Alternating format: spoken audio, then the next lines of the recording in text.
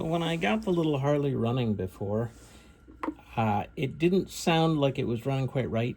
And the carbs didn't really want to dial in. And an expert told me that it sounded like it was getting air. And he pointed me to two places to look. And one was this flange to the cylinder. He said that can warp. And the other was the bushings for the throttle. Now, apparently I have both problems, because when I put this down flat on some glass, I can fit 0.028 inches under the flange at the middle.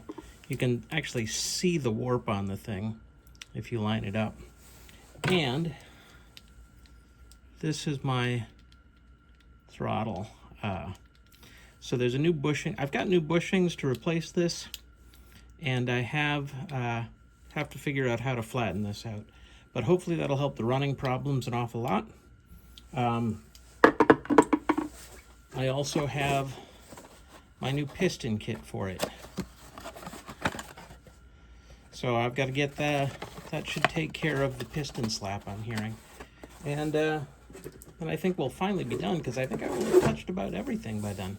So knowing it was a potential problem, I did order new bushings for this throttle. And I think that if I just take out that screw, I can slide it out, and then I just have to get the bushings out of the top and the bottom of the carb body.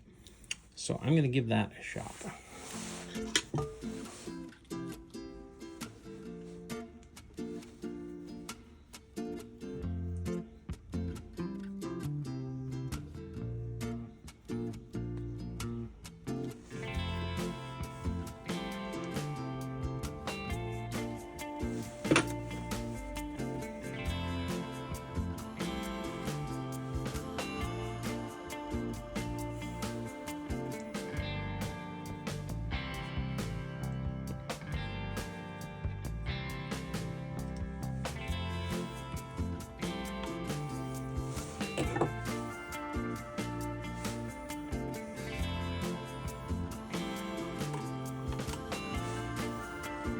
Okay, I just have to figure out how to push those bushings out of there.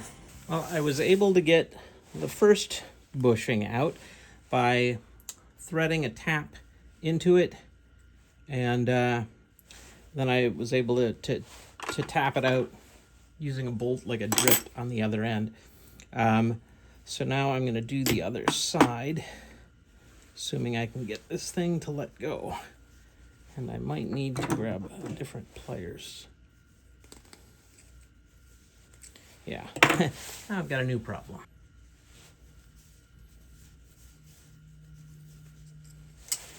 Oh, I will mention that I also, before I did this, I used my trusty PB blaster just to penetrate down along the side and hopefully ease it up a bit. So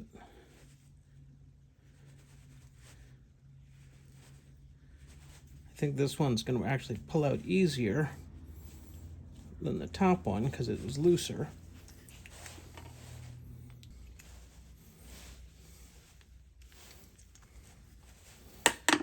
So with this, just against the point on the tap,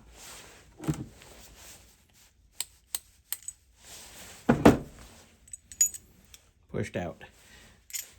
The upper one was a little tighter, but like I said, I knew this one was going to probably be a little bit easier.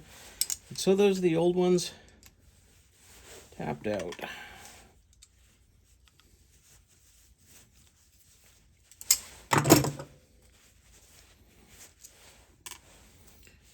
And I have new bushings ready to go. Thanks to Mutt Halem in Texas. The gentleman has been a huge benefit to me. He's been a huge help as I've been trying to figure this all out. You can see how much extra material is on the new bushing compared to the old one. I'll give you another comparison here too. Got a lot of wiggle there, whereas here It's going to even be tough to get it on there. It's going to be snug. I don't want to put it on there until it's time. So I'm going to get this all cleaned up before I put those in. I might have another issue. You can see how much wear there is on this brass part. Even if I get the bushings in there, I might still be too loose around that.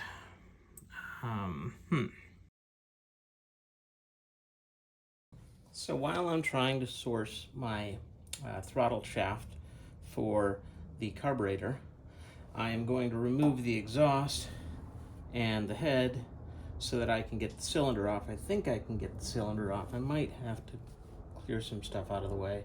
I hope I don't have to take off the gas tank, but got to take that stuff off so I can get the clearance checked on the piston I've got. And if it's the correct tolerances, I'm going to just swap out the wrist pin and see if that works. And if it is not, then I have to jump all the way to a .040 oversized piston, which is kind of a shame, but I don't have much choice.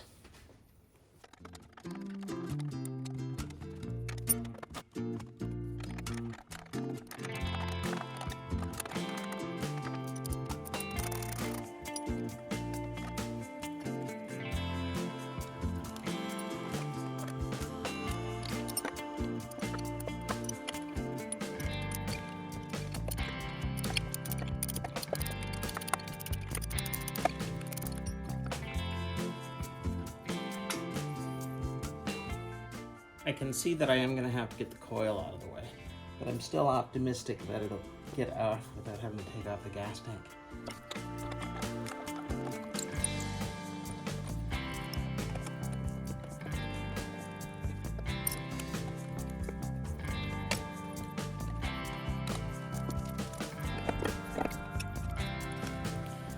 This might take a little work because I've got that fresh gasket sealer in there from just having redone this thing.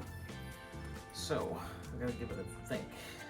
Alright, I've continued to work at it with the rubber mallet and a little block of wood under the exhaust. I've got it wiggling and moving. Wasn't so bad.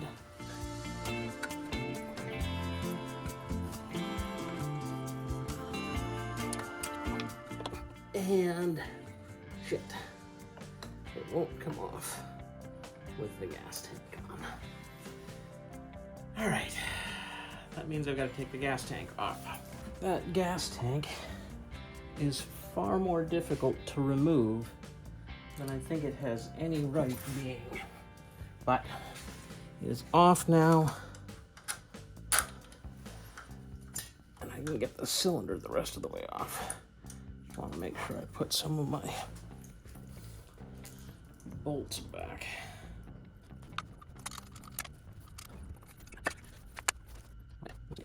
Might have to heat that up to get the pin out. The pin was really difficult to get out the first time. It might come out easier this time, but we'll find out.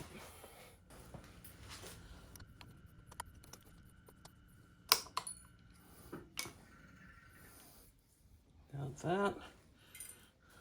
Let's see if this pin wants to push out.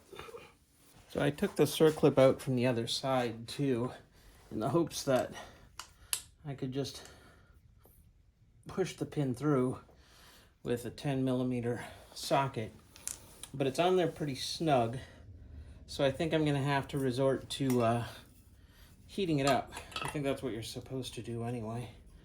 So we'll get it warmed up.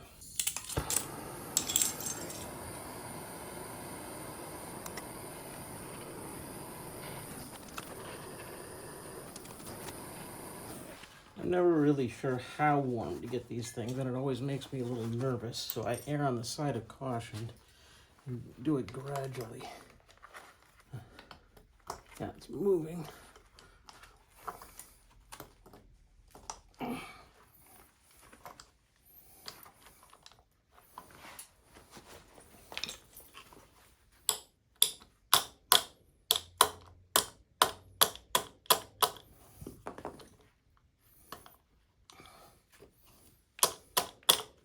There we go.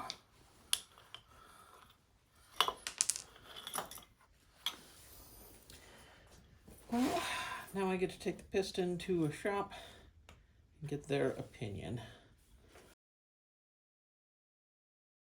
I got the piston and the cylinder over to the machine shop so that they could measure it and check my piston to wall clearance.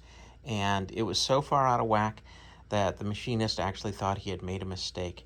It's supposed to be 0.03 of an inch clearance between the piston and the cylinder wall, and it was 18.5 thousandths.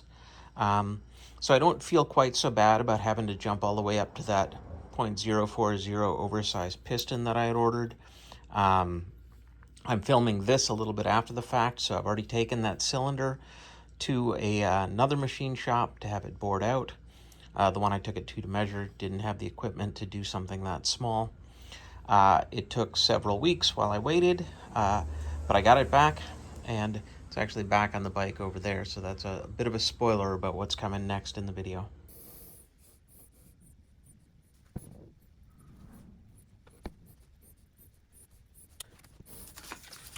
Usually there are different rings for different slots, but on this particular motor, the rings are identical.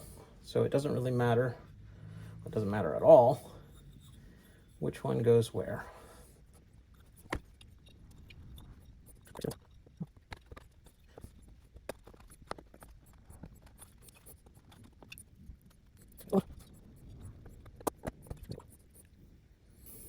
Okay, that is our rings on.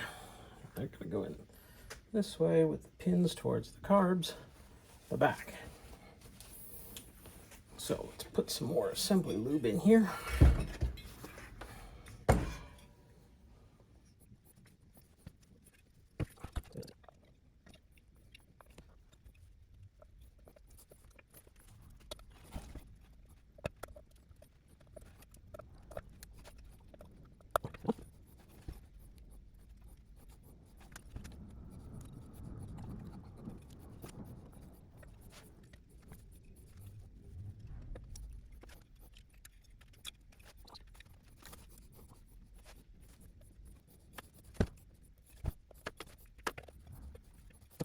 So we're going to get this as straight as we can.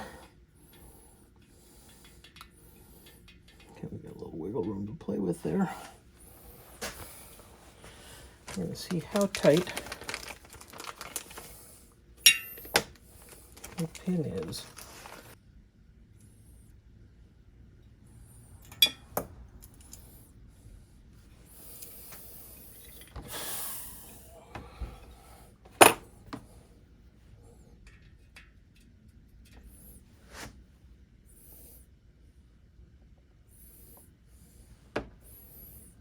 I know the original one was friction fit and very tight.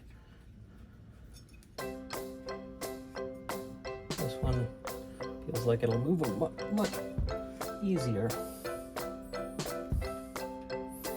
Okay, that is ready to go back on the bike.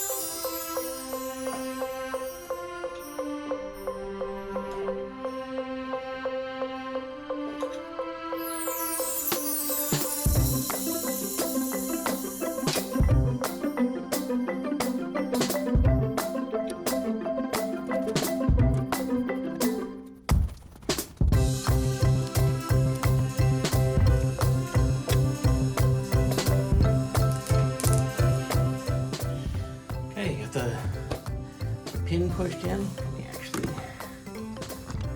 that. Got the ring pin pushed in. Gonna get the circlip in there, and then I can push it down and then finish installing it.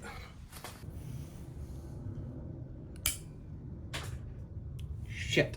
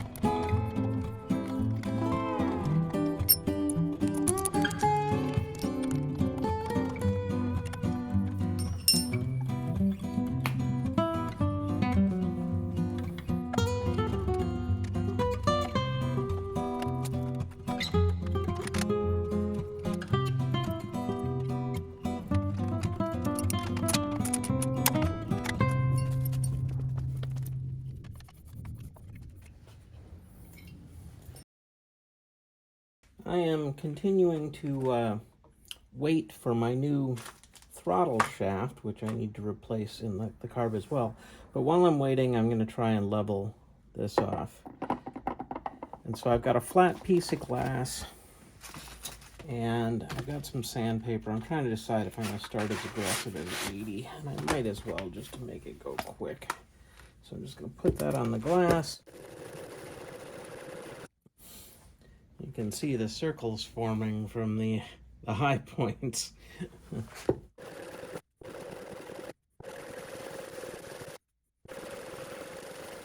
Now we're making progress because we've got a shiny line on the edges.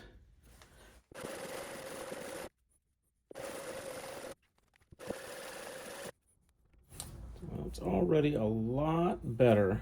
Not quite there, but I'm going to switch to the 120 grit.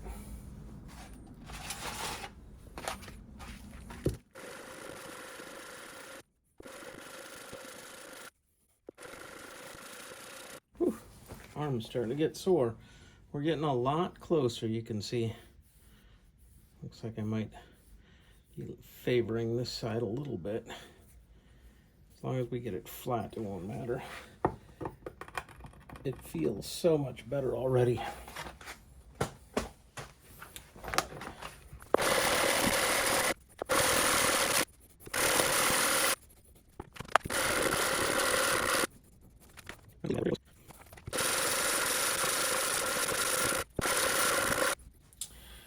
All right, I'm going to finish it just a little bit more with the 240. We're going to call it good.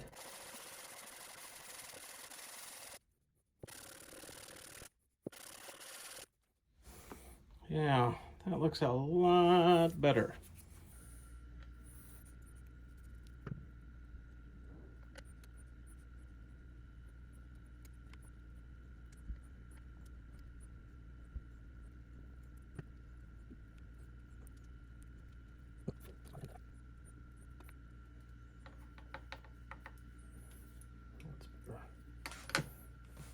So I was able to press in my new bushings, top and bottom.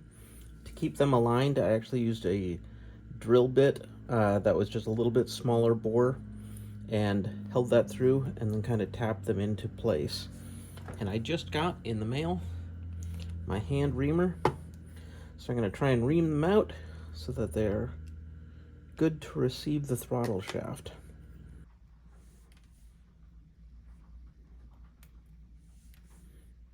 Okay.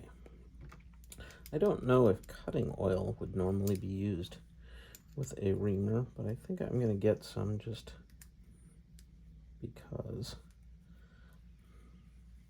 I wasn't recording. I just reamed it out. I put it in a T-handle, turned it, it went all the way through the top and bottom. You can see there's some shavings that are left there, so I'm going to clean those out before I try and stick in the throttle tube. And there's the shavings on the reamer. So with the new throttle shaft in place, you can see that it doesn't have any wobble anymore. It's in there nice and snug. The butterfly closes nice and tight. That's the choke right there. So hopefully when it goes all back together, it works fine now.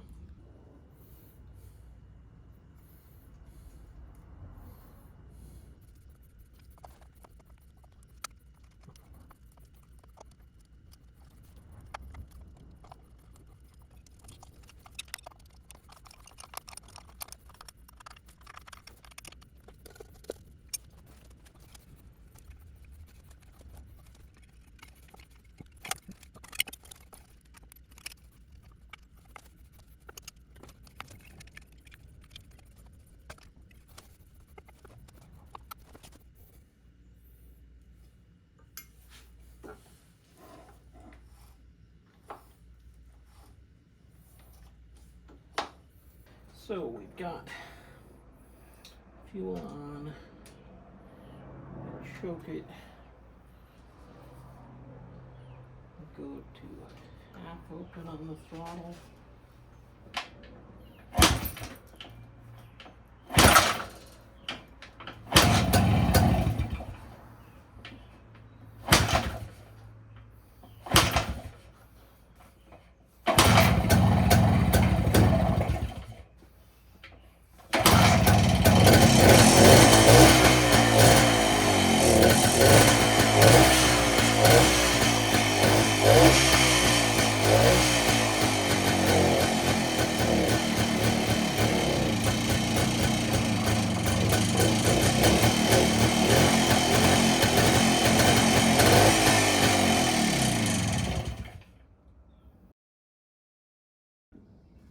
I am pretty sure that it is too optimistic to assume that this will be the solution to my running problems, but I can hope.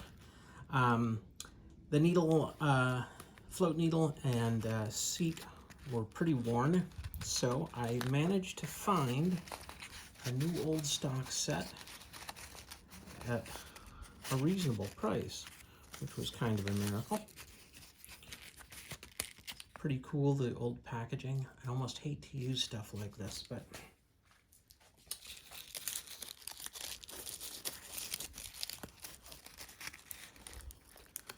there it is. Gasket, seat, and needle. You can see it's got a much steeper taper than most modern needles. The little spring is built right into it. All right, I'm gonna get that swapped out and we're gonna see if it runs better.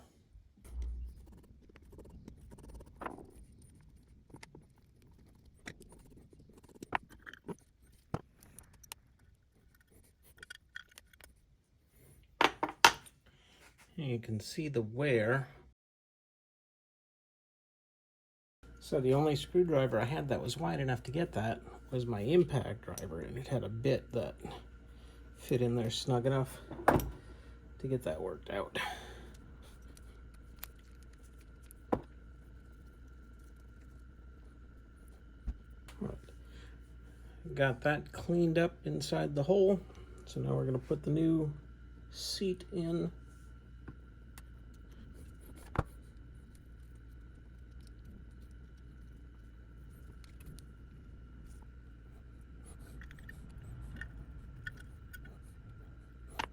So the manual tells me that the float height should be 1 13/32 plus or minus a 64th of an inch. Now my vernier caliper only has 1/16 of an inch, so I'm just going to eyeball it as well as I can, and I've got that set up at what should be 1 13/32, and I'll assume that I'm off by maybe a 64th of an inch either direction, and you can see that I am right where I need to be. Is that in focus? I'm right where I need to be.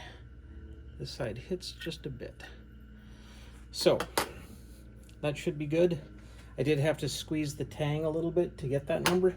All right, in case you don't know, that little tab right there can be bent up or down to adjust it.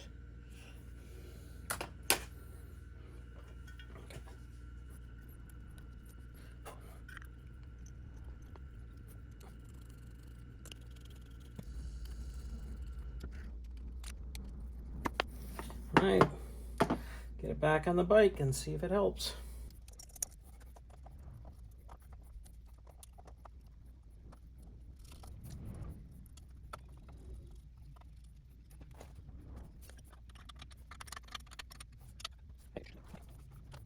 Okay, so the carb is back on. I've got fuel going to it.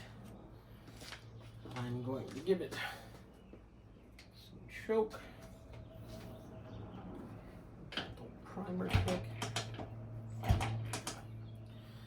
going to go to about 1/4 throttle, maybe half.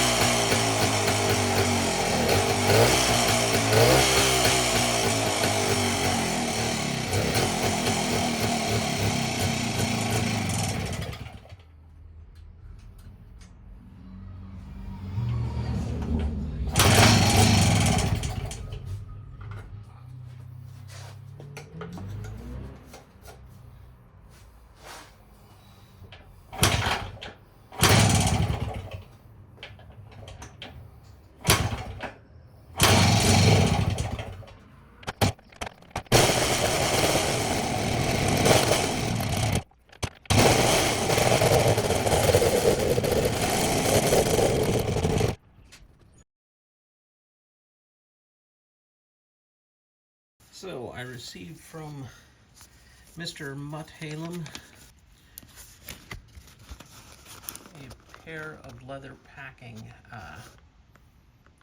washers. So I think I only need one of these.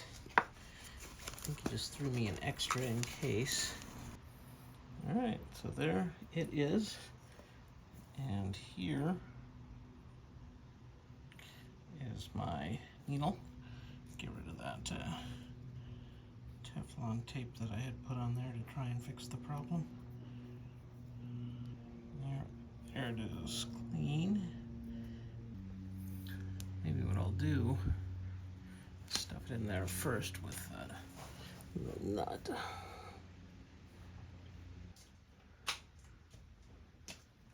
Right, that's tight. I wonder if I was supposed to get that wet first or anything, but I think it should be okay. That should be plenty good and squished. No.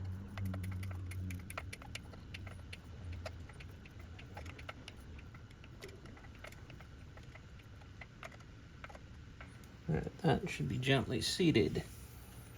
So we're gonna go 1/2, 1 turnout with that. We're going to confirm that this 1/2, 3/4.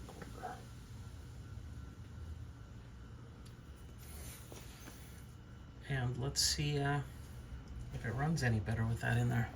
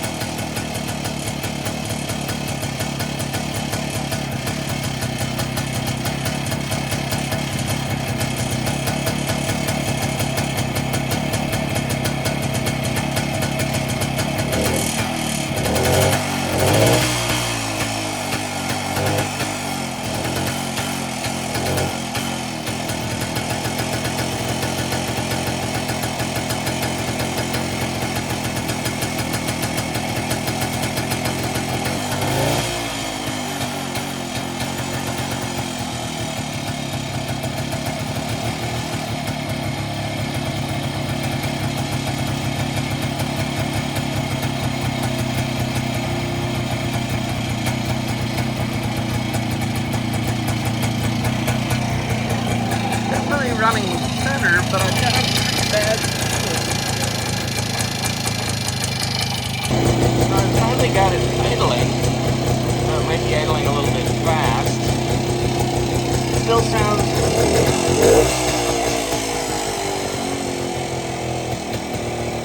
like I say, sounds good. I think I'm going to put it together and see if I can take it for a test ride. Okay, so got her back together. She's going to